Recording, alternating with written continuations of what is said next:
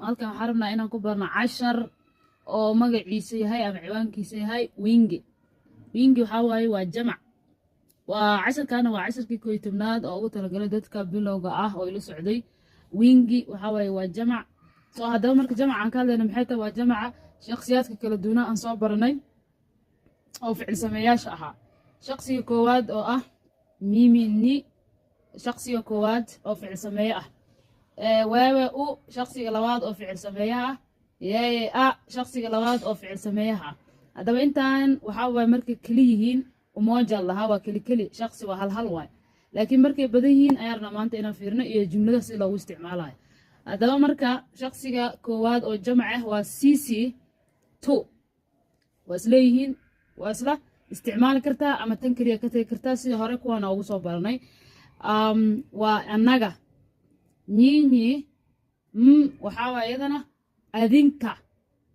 oo adiga marka hore oo qofka koowaad labaad aad la hadlayso adiga markaa leedahay, ayagoo jamacna waxaa leedahay adinka meeshan jooga, adinka aan la hadlayo i dhegeysanaya, adinka hadartaan iga arka kaamirada oo i daawanayo, adinka idinla hadlaya.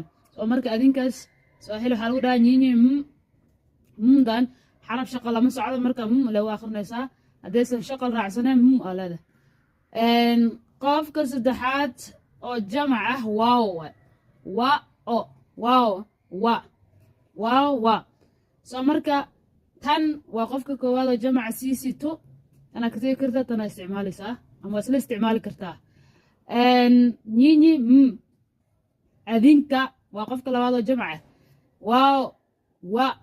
wao ama waawo wa. qofka saddexaad oo jamac ah ayaad la hadlaysaa. soo marka intaana aragno jumladaha sidii loogu isticmaalo. haddaba intaan jumladaha u gelin waxaan raacinayaa halkaan markaan ka hadlaynay waqtiga iyo ficilada sidii kuwa loogu isticmaala unbaa kuwana loogu isticmaala. isma bedelayaan. ficilka isma bedelo, sidiisa buu ahaanayaa.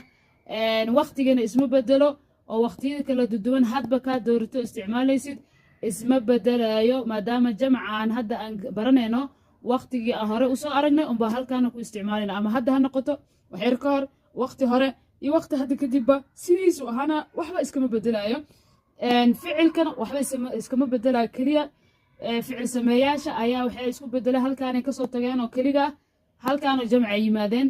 soo marka aan aragno sida jumlada loogu isticmaalo si aa wax badan fahamtid. alright, jumlada koowaad waxaan ku qoray shakhsiga koowaad oo umoja ah ama keli ah iyo jamciisa. mimi ninasoma